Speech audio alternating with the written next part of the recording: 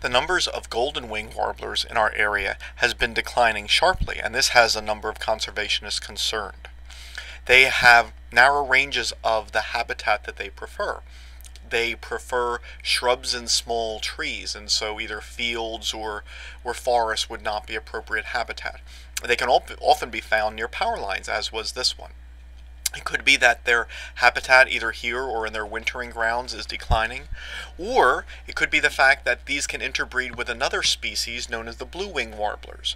The offspring of blue-wing and golden-wing warblers are hybrids and can be called either Brewster's or Lawrence's warblers. It seems that the populations of blue-wing warblers may be expanding northward at the expense of the golden-wing warblers.